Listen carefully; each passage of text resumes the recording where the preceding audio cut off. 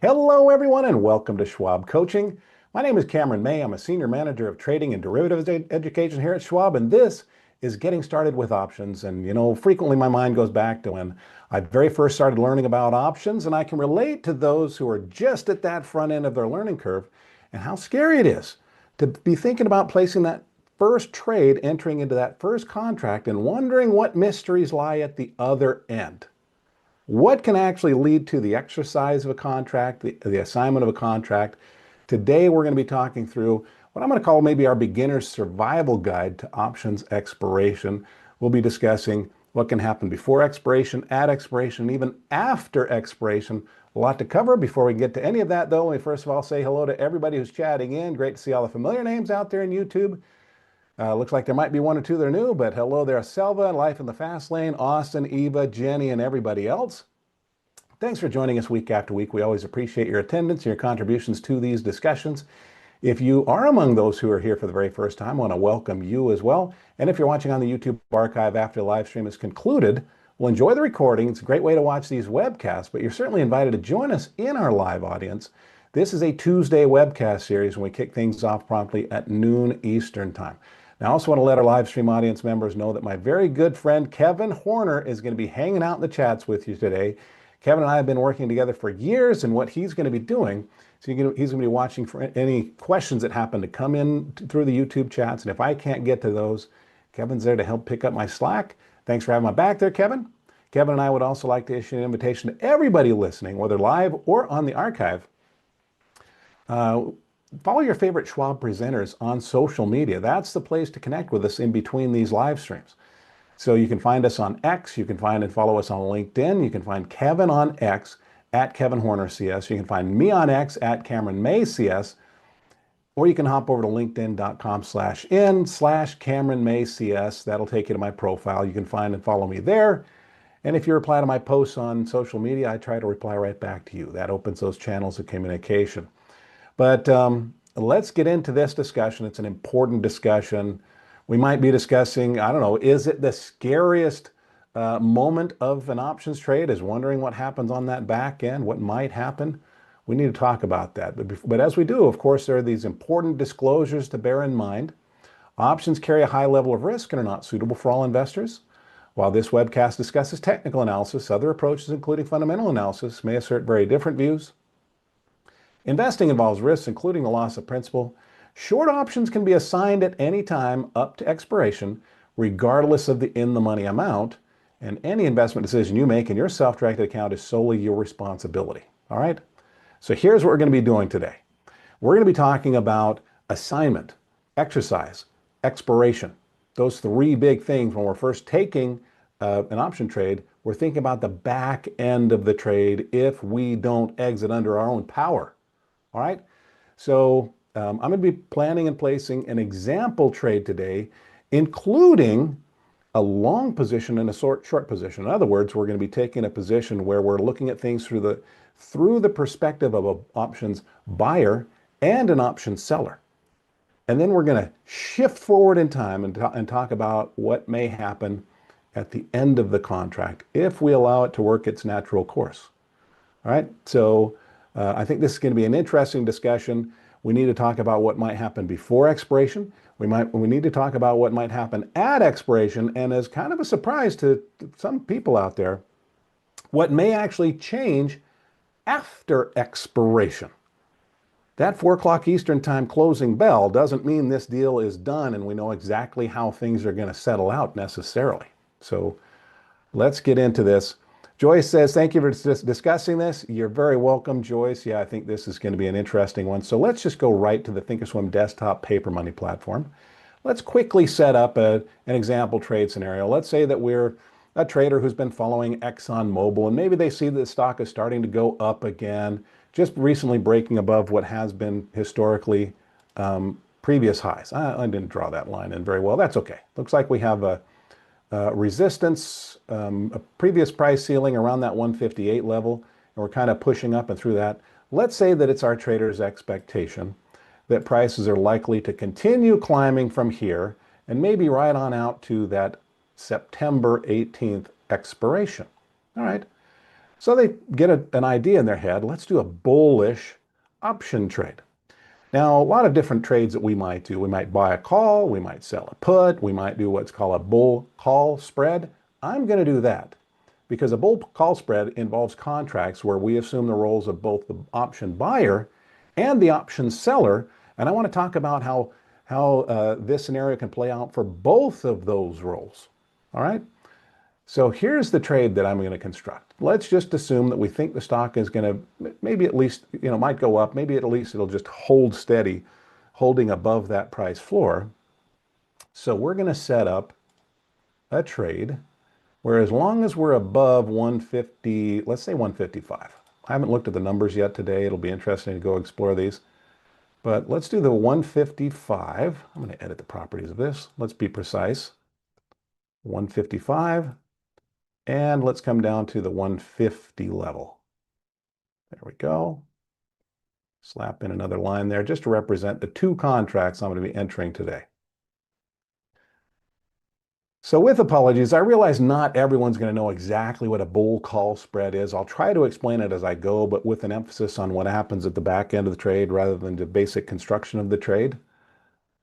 But what we're going to be doing is buying a 150 call and then selling a 155 call. And let's do both of these for that September 18th expiration and talk about how both of those might turn out if we just put them on. Let's duck our heads in the sand and make no changes to the trade all the way through to expiration if we make it there. So let's go to the 18th of September on the trade tab. And we're going to scroll down here to the 150. 155. Let's stay on the call side of the equation and let's map out our example trade here. So let's use our scratch pad here. So this is our example trade. It's a long call spread.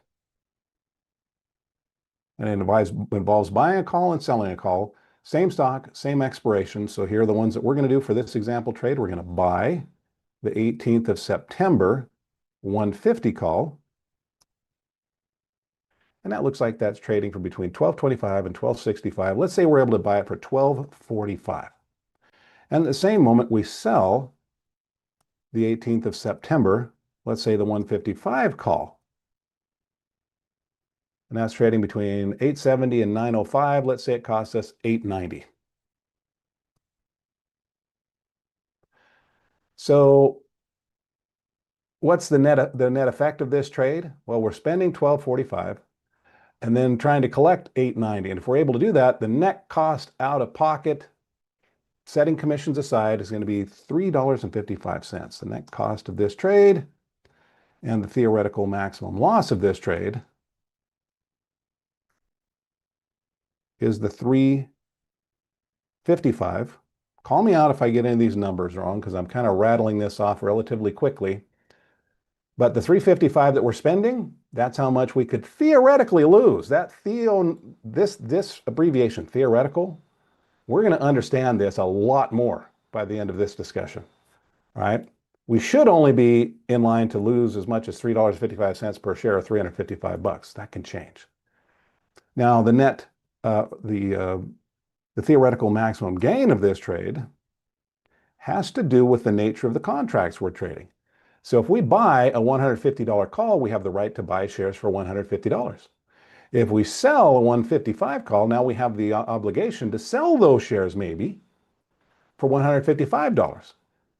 If we buy the stock for $150, we sell for $155, that would be a $5 profit. If this were a free trade, but it's not a free trade, we theoretically spending $3.55 to set it up. So that would leave us with $1.45 that we could theoretically make. Those are sort of the mathematical realities of this trade if we're able to fill it for what we've just outlined here. All right, so let's say we've done the trade. Should we just do it? Let's just do it. Let's come up here to the spread where it says spread single. This allows us to buy single options, or if we come up here and we change that to vertical, it allows us to trade vertical spreads. So let's go to the 150, 155 strike pair here. And I'm going to click on the ask price to create a buy order to put this plan into effect. And let's see how much we can, I said 355. You know what? I'm going to say, let's say we're willing to spend up to, just to try to get this filled more quickly. Let's say we're willing to spend up to 375 to enter this position. I'm going to submit this as a limit order. That means that's the most we're willing to spend. If we can't get it, forget it. Just let the order expire. The limit, click confirm and send. Buying just one of these verticals for this example. The 18th of September, 150, 155 call for a limit of $3.75 per share. That would, if we had to pay that much, it would increase our maximum loss to 375, decrease our maximum gain to 125. And there are commissions to be paid here, which increase the cost of the trade a little bit. But let's send this order and see if we can get a quick fill there. If we go to our monitor tab, we can check our working orders. We're offering to pay 375. It looks like it's not even costing anywhere near that much right now. If we get a little bit more favorable fill here, I think that's going to fill. Let me do a countdown. 3, 2, 1. Did it fill? Nope, not yet. But we're going to let that continue to work. And until then, we're just going to assume that we're in for $3.55. We'll change that if we need to. All right. Oh, look at that. Okay, we're in for 335. It did change. Let me change things a little bit here. As a matter of fact, let's be precise. Let's go to our filled orders. Okay, so we spent 1205 here, and we received 870. And so our net cost was not 355, but 335. And that leaves us with a little bit more that we can make. It's going to crank this up to $1.65. LL, you're asking a great question. Can you let this expire? Will you have to sell it to gain the profit? Those are exactly the kind of questions that I wanted to address today, because we all start out with exactly those kinds of questions when we first learn about options. What do I need to do under certain circumstances if things are going well at expiration, if things are going poorly at expiration? What if something happens unexpected before expiration? What do I do then? Those are good questions. So that's what I wanted to address today. Let me move this column in a little bit further. We don't need that much space. There we go. But this is what we're in now. Specifically, we just spent $12.05 per share for the right to buy 100 shares of, what are we trading right now? XOM, that's right. 100 shares of XOM for 150 bucks. Now, at the same time, we received a payment of $8.70 for someone else to have the right to buy those shares from us for 155 bucks. So we have the right to buy 150. We have a contractual obligation to sell to someone else entirely at their discretion at any time for 155 bucks. So that's the deal. And these contracts run through the 18th of September or for the next 38 days. So what can happen before those? Let's just set aside any management of the trade. We're not going to talk about that today. We're just going to get into this and then just let it run its course. And whatever price does or whatever the other trader decides to do, that's what we're going to deal with today. All right? So,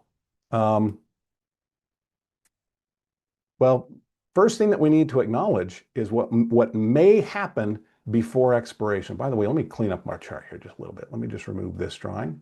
We don't even need this one anymore. I just want to focus on these two because those are our two contracts that we're in. All right? And we're trying to work our way toward the 18th of September. Well, as the disclosure slide said, at any time, this trader, the person who paid us the $8.70, they have the right to buy 100 shares of stock from us for 155 bucks. Now, if the stock is up here at 160, which is where it is right now, there's not much of a chance that they're going to do that, but they could. Well, pardon me, I'm going to have to backpedal away from that statement. I'm a little bit in a different mode of thinking. But if the shares are up at 160, let me rephrase, they might choose to buy those shares because remember, they have the right to buy shares for 155 that are trading for 160. So why don't they do it right away? They can if they want to, probably not in their mathematical best interests. What most traders will choose to do, even when they have the right to buy the shares for a lower price than they're currently worth, well, They might just sit and see if the stock goes up even further. It's just giving them a steeper discount on those shares. That other trader still has 38 days to just sit on their hands and see if that stock can go up and up and up and up further. Okay? And the further it goes, the steeper the discount they're getting on those shares. But at some point between now and expiration, some traders do choose to, I'm going to use two terms, okay? As the owner of that contract, they paid $8.70 for this call, so they bought it from us. As the owner of that contract, they can choose to exercise their right. They exercise the contract saying, hey, Cameron, you have the obligation to buy these, to sell me these shares. I'm going to exercise my right to do that. In doing that, what happens to me is I get an assignment from that other trader. So you'll hear these phrases: exercise, the buyer exercises, and then the seller gets an assignment. In this case, my assignment is to sell the shares to them according to the terms of contract for $155 per share. So I just wanted to, oh, and it looks like we are getting a little bit cut off there. My apologies. My camera is shaving off a couple of letters there. But in any case, the buyer exercises, the seller receives assignment. So that's when you hear me use those terms, that's what I'm referring to. So let's just say that happens. Well, what can raise the likelihood of assignment? There are a few things. Number one is that in this case, the higher the stock goes, it pushes this contract further, what we'd call further in the money. The trader who has the right to buy shares from us, they're getting a steeper and a steeper discount on the shares. They're able to buy the shares at a lower and lower price compared to what it's currently worth. So we'd say that's further and further in the money. And the deeper in the money a contract goes, the more that risk of early assignment can go up. Now I'm going to put risk in parentheses or in air quotes here. In this particular trade, if the contract is assigned early, it can potentially just result in the maximum profit of the trade happening earlier than we thought. Okay? But in any case, if we're wondering what can trigger someone else to assign early, to exercise their contract and assign us early, having the contract go deeper in the money, that's one thing. Another thing that can raise the risk of early assignment is just getting closer and closer to expiration.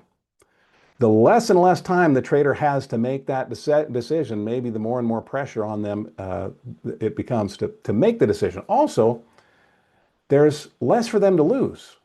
If they assign the contract on day one, when there's 38 days left, they just gave up 38 days of potential. If they had assigned on day 37, one day before expiration, they're only surrendering one more day of potential. So yeah, going deeper in the money, getting closer to expiration, that can dial up that risk of assignment. Now, a third thing is if there isn't a dividend that's coming or that goes ex-dividend before expiration. So if this party has the right to buy shares from us before the 18th of September, and let's say there's the stock is going ex-dividend, or it's where you have to buy the stock, let's say in the days before the 18th of September, they may choose to exercise that contract, buy those shares so they can get the dividend. All right, so it's a combination of three things in the case of call contracts. But even all that said, most of the time, traders don't exercise before expiration. But how many of you have wondered, okay, so if the contract is assigned, here's a question that comes up all the time. Am I dealing with one other person? Is it, okay, Cameron signed the bottom line and then, let's just say, use the generic name Joe. Then Joe signs the other bottom line. Is it Cameron and Joe in this contract all the way to expiration? No, we don't know who the other party is. And as a matter of fact, the other end of the contract may change hands several times before we get to expiration. Doesn't matter who the other party is. But no, it's not a one-to-one relationship all the way through to the end of this contract. Now, but if the contract is assigned, how did they pick me then? How, because not every contract is assigned. That means that only some are and some aren't. So who gets picked?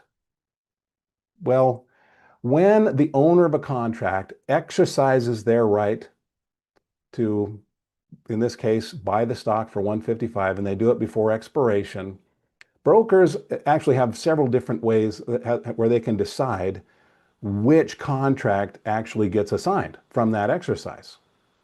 They can just do a lotto system. They can just be randomized. They might do first in, first out. It might be the largest contract gets assigned. What they can't do, according to the Options Clearing Corporation's rules, is sort of cherry pick somebody and say, well, it looks like this trader could deal best with this assignment, so maybe I'll assign it to them. Nope. Nope. There are established procedures, and that's how it would be done. But just know that it could be your contract's time, and that's the way it is. If a contract is exercised, who gets assigned? We don't know. It just happens. All right, so next step. If we have to sell our shares, you might think, okay, well, that's okay, because I have the right to buy some shares for 155 right on up till expiration. I'll just exercise that contract, buy the shares at 150, sell at 155. There's my $5 profit minus the $3.35 it costs to set the trade up. I just made $1.65 realized gain. Isn't that the way it should be done? Is it the way it's automatically done? So to go back to LL's question, do I need to do something? Well, if those shares are called away at 155, this long option, the option that we own, is not automatically exercised. That's in our power up until expiration. We have the choice to exercise. So if we want to buy for 150, we can do that. But generally speaking, it's in that trader's best interest not to exercise at that moment. If we've had to sell some shares, generally speaking, it's better to actually use the money that was generated by selling those shares to buy shares on the open market and maybe at the same time sell the contract. But we can just exercise the contract if we want to. Just be aware that this contract is not automatically exercised before expiration. That choice is left to the owner, in this case, us as the theoretical trader here.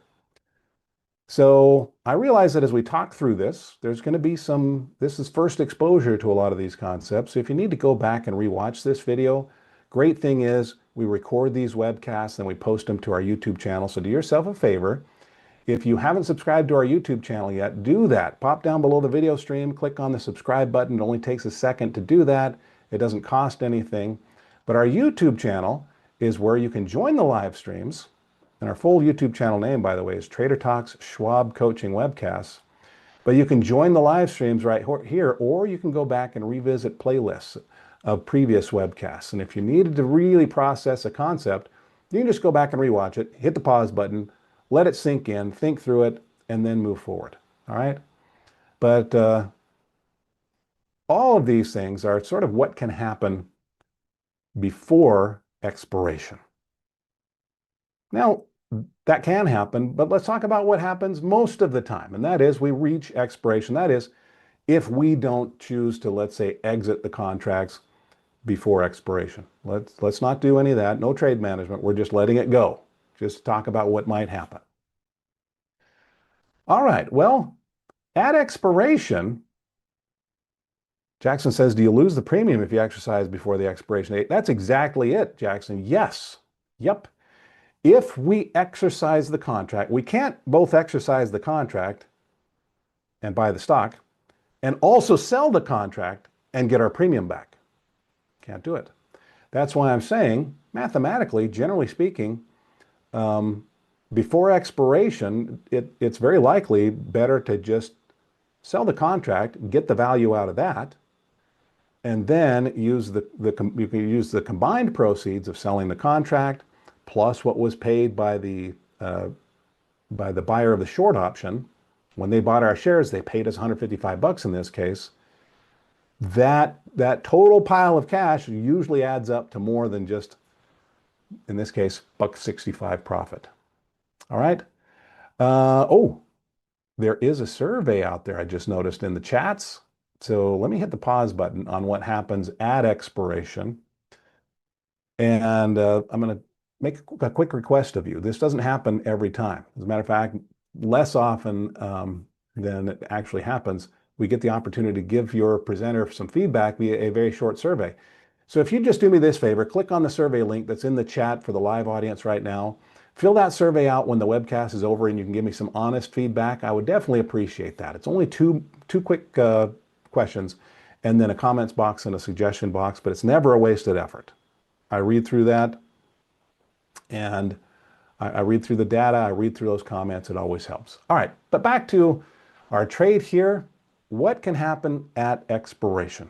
Well, at 4 o'clock, and I'm just going to talk about traditional expirations. There can be some oddballs out there, but just standard Friday expiration. What happens at expiration? Well, there's a specific time. The 4 o'clock Eastern time closing bell is when the Options Clearing Corporation makes a note of where the price was at that moment, and that determines what they will automatically do with contracts. Since 1977, well, I should say what brokers will do, but in any case, but since 1977, in the money contracts have been automatically exercised, automatically assigned. All right? So let's look at this scenario for a moment. Let's say that our stock has gone on up. Well, let me make a different line. Let me remove this drawing. Let's just say it's gone up here, or it's gone sideways. Even if it's gone down, as long as it's above 155, if we talk ourselves through the logic of both of these contracts, we can probably figure out what's most likely going to happen. If we're up here at, let's say, 157, because it doesn't matter if we're 157, 160, 170, whatever, above both strike prices, if we have the right to buy shares at 150, do we have a motivation to do that? Yeah. Time's up. We need to buy those shares. Matter of fact, we don't need to do anything. It's automatically done for us. This trade is automatically exercised. We buy those shares for 150, and at the same time, someone else has the right to buy those same shares from us for 155. They're worth 157, so it's in their best interest to the point that it's automatically done on their behalf at expiration. All right? So we buy the shares for 150. Those are automatically sold for 155. We didn't have to do anything. Matter of fact, we didn't even have to come up with a cash to make sure, to purchase 100 shares at $150. That's accomplished through something known as same-day substitution. We're using the income from this one to pay for that purchase. Happens automatically. Same-day substitution. Anyway, buy for 150, sell for 155, $5 profit minus a $335 cost, setting commissions aside, there's a 165 now realized gain. And that determination is made according to where the stock lands at closing bell, the closing value of the stock. So if we're up here, that's the most likely outcome. It still doesn't remain the only possible outcome. I want to explore something here. Let me clean this up a little bit. Oops. Let me right click here and remove this. Oh, one more try. Remove this drawing, remove that drawing, and remove this drawing. Let's say that the stock came down here. We're getting right up to 4 o'clock Eastern Standard Time. Oh, I don't know if I want to do this yet. I'm getting a little bit out over my skis on this. I kind of got a little bit ahead of myself. Now let's just leave it right here, okay? We finished at 157. This contract is exercised. That one is exercised and assigned to us. Buy the stock at 150, sell at 155. $5 realized maximum gain. Let's explore what else might happen at expiration. What if the stock goes all the way down? We thought it was going to be above 155 at expiration, and it's not. That completely changes things. If the stock is below our strikes at expiration, we have the right to buy shares for 150, but we'd be overpaying. Nope. We just leave it alone and we lose our 1205. The contract just expires worthless. Someone else has the right to pay even more for those less valuable shares. They don't have motivation to do that either. They let that contract expire worthless. So we lose 1205. We keep the 870, but the net is we've lost our $3.35. That's our maximum theoretical loss. Down here below 150. That happens automatically. It just expires. All right? There's a third potential outcome. Let me remove this drawing. Let me remove this one. Actually, let's activate this one. Let's say the stock comes down in between our strikes. Let's say we're at 152 at expiration. We have the right to buy shares for 150. Hey, that's a discount from the closing price at expiration. That contract is automatically assigned on our behalf at expiration. Because we can buy the shares for 150, they're worth 152. At the same moment, this trader has the right to buy shares from us for 155. They're only worth 152 bucks. They walk. They say, Cameron, I don't want your shares. So they leave us with those shares for 152. Great. We have a $2 unrealized gain on the share value at that moment that we spent $3.35 for, not doing so well at that moment. At that moment, we're $1.35 underwater in this scenario. What can change that? Well, we bought shares and then no one bought those shares from us. So now we just own shares. We're a shareholder. And then let's say over the weekend, maybe some great news comes out. The stock pops up. ExxonMobil jumps up in value, much like, maybe it just does something similar to what it already did. And our shares start making money. Well, that might dig us out of the hole of our option trade and turn this into a net profitable trade. That's why we say theoretical maximum loss and theoretical maximum gain. If we wind up being shareholders, it changes things. Just be aware, if we're in between our strikes at expiration, the automatic thing that will happen is we're going to wind up buying the shares. Nobody's going to buy them from us. All right? So that's according to where the stock lands at 4 o'clock. So here's a trap that we might fall into. We might just, before we head out for the afternoon, check the price at 4 o'clock Eastern Standard Time, and it just is where it is, right? Maybe it's in between our strikes, maybe it's above them, maybe it's below them, but we think we know how things went. Michael says you have to have the cash in your margin account. In that case, Michael, yes, or there may be a margin call if we dip too deeply. Yep, because this isn't what we were expecting to have happen. In any case, let's switch things up a little bit. Let's just leave it right there. Let's say we check our account, stock's at 152, 4 o'clock Eastern Standard Time, and we think, awesome. So we head out the door, but does trading actually end on all stocks at 4 o'clock Eastern Standard Time? That is when the closing bell sounds, but we still get after hours trading for 4 hours after that. And that can still play a role here. Our contracts actually haven't expired yet. Our ability to trade them has expired, but the contract expiration is actually 11:59 Eastern Time that night. So here's what might happen. We thought, okay, we're at 152, everything's good, but let's say that some really good news comes out right after the closing bell for ExxonMobil and the price bounces. Let me activate our drawing. Let's say that it goes up here, and in the few hours, let me extend this. Let me change my right expansion settings for just a moment. Let me give me a few more days to work with here. Okay, so can you see I've extended that line just beyond expiration there. Let's say that right after 4 o'clock Eastern Standard Time, great news comes out for Exxon, and it pops up to 157. It was at 152. I'm out of the house. I'm not paying any attention anymore. And this goes up to 157. Well, there's actually a manual ability to do something with options contracts after the closing bell, up to as far as 5:30 Eastern time. So that's an hour and a half after closing bell. An owner of a contract can pay attention to what's happening after the close, and they can still make a phone call. That's the way it's done to still exercise that contract. All right. So if we're up here at 157, we might have thought, okay, we're going to wind up buying these shares, and the other party's not going to exercise. They might. They still might. Just be aware that for an hour and a half after expiration, they may still have the option. Some brokers can have different rules here, but they have the ability to make a phone call and manually exercise for an hour and a half after the market close.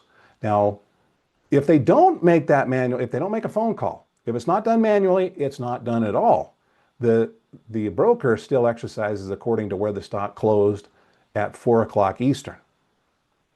Bogus chinchilla can't be done online. No, this exercise we need to do over the phone after the closing bell. Yep. So be aware of that. So just know that we may know what the other party is going to do, and it could change after closing bell. In this case, all that would do is, okay, well, I don't own the shares anymore. Somebody just bought them for a higher price than I paid. It would realize the maximum theoretical gain. But if this were a naked short option, or if it were a spread where we wind up just having the short assigned and we don't exercise, it can definitely change the scenario, right? Anyway, now 2 other things I wanted to discuss, and that is, here's one other. I'll talk about the other one in just a moment. Sam says, interesting point. Someone got assigned per the previous chats. Personally, I've never had a short called assigned other than dividends. Yeah, that can happen, but at expiration, all in the money contracts are assigned. When this first became a thing back in 1977, you had to be in the money by a certain amount. I think it was 25 cents. And like in 2006, they changed it to 5 cents. In 2008, they changed it to 1 penny. If a contract is 1 penny in the money at closing bell, it's going to get assigned. Unless, here's another thing. Someone can actually leave what's called a do not exercise order, also done over the phone. That's where they call up the broker either before expiration or up to an hour and a half after expiration. And they say, hey, even if my contract's in the money, I don't want to assign it. Maybe I don't want this shares. I don't want it. It's not very commonly done, but it's a possibility. So there's an outside chance. Generally, they try to line up the in the money buyers with the in the money sellers, but just be aware that not every single in the money short contract is assigned. But occasionally, short contracts that weren't in the money at closing bell are assigned if they go in the money after the closing bell. All right. So all very interesting. And I'm sure that we probably thought, oh, this is pretty clear-cut stuff. It can get a little bit goofy. And I will say that most of what we're talking about here just doesn't happen nearly as often as just, well, it's in the money at closing bell, it gets assigned. It's in the money, closing bell, it gets exercised. All right, one other thing, I said there were 2 things. The last thing that I wanted to discuss was something known as pin risk. And we've actually already touched on it to a large extent. Who's heard of pin risk? Bogus Chinchilla says this is such good inside information. Good. I know that this gets it's a little complicated. I'm trying to be as clear as I can with how things work, but yeah, there are a lot of potential internal workings to the way things can go down at expiration. What is pin risk? Well, let me illustrate that. What if our stock comes down, it's right at exactly 155 as we hit that 4 o'clock Eastern time closing bell? It's like We've hit the pinpoint level where we don't know exactly how things are going to work out. If we are right at a strike at closing bell, and it makes a little bit of a change, that extra call to exercise afterward may happen, and we might wind up getting a sign when we didn't know, we weren't sure, and that can definitely change things over the weekend. In the case of, let's say, let's say, yeah, I'm not going to complicate that further. Anyway, I think you get the point. So with all of this, if we're struggling with all of this and we just don't know exactly what might happen at expiration, what might the trader do to avoid most of it? Maybe they just have a plan to exit the trade before expiration, before something happens after the closing bell and we can't do anything about it anymore. So yeah, if we're trading liquid stocks with liquid options, that can assist us with exiting a little more easily and a little bit more smoothly. So heavily traded stocks with heavily traded options might allow the trader to be able to not just get into trades, but out of trades more efficiently at the times that they choose. And a final note on that is that if we're pushing it right up to expiration and then we want to get out to avoid the messiness, the potential for messiness, the markets tend to kind of thin out right before expiration. We can see the spreads between the bid prices and the ask prices widen. It can be harder to exit the closer we get to expiration. Just be aware of that. So there we go, guys. We've actually used our time. We've gone pretty deeply into the weeds into what can happen before expiration, what can happen at expiration, and what can even happen after expiration. I hope this has been an interesting discussion for you, probably a revelation for some of you. But time for me to let you go. Hope you enjoyed that. This is what we do on Tuesdays, though. We talk about trading options, and I try to go at a pace that even a new option trader can follow. Kevin, thanks for the help out in the chat there. Kevin and I have a suggestion for you, regardless of where you are on your educational journey relating to options. That is, take full advantage of the educational offerings from Schwab Education. And that includes, number one, if you haven't subscribed to our Trader Talks channel on YouTube yet, do that. You can just pop down below the video, click on the subscribe button. It only takes a second to do that. It doesn't cost anything to do that. But this is where you can join our live streams. You can find playlists of previous webcasts. So for example, if you wanted to find the webcasts in this series from previous weeks, you go to playlists. This one happens to be all the way down at the bottom. Scroll on down to the bottom, lots of different webcast series. There's Getting Started with Options. And if you click on View Full Playlist, you can see here's last week's discussion and the week before, and so on. Now, another thing that Kevin and I would suggest you do is to follow us on social media. Follow your favorite Schwab presenters out there on X and on LinkedIn. It's the only way to connect with us in between the live streams. So you can find Kevin on X at Kevin Horner CS. You can find me on X at Cameron May CS is my handle there. Give me a follow. And when I post here, if you reply to my posts, I just try to reply right back to you, and it opens up the channel of communication in between the live streams. You can also find and follow and communicate with me through LinkedIn. Just go to linkedin.com/in/Cameron May CS. Let's see. That is right there. There's my LinkedIn handle. It's just Cameron May CS again. And if you comment on one of my posts here, I again try to reply right back to you. All right, guys, thanks for giving me your time today. Joyce says, please do this topic again. Well, fortunately, Joyce, this webcast is recorded, so you can go back and rewatch this archive if you need to. I'll revisit it eventually. I just unfortunately can't promise to do it anytime soon. I'll just be moving on to other topics, but I do see 123 people watching the live stream right now, and it looks like 47 have already clicked the thumbs up. That's very much appreciated. It really feels like a pat on the back to your presenter when you click the thumbs up, whether you're live or in your archive, but also it gives us a nice boost for the YouTube video. So we get more views, more people can find these webcasts when people are saying they're good webcasts by clicking on like. So make sure you do that. Final request is to make sure that you fill out that survey if you're in the live audience. Click on that survey link, 2 questions, and then a comments box and a suggestion box. I promise you I'll read through that data. I read through those comments. Everybody, thanks for giving me your time today. I will see you in a future webcast. I'll also look for you on X and on LinkedIn, but whenever I see you again, until that moment arrives, I want to wish you the very best of luck. Happy trading. Bye-bye.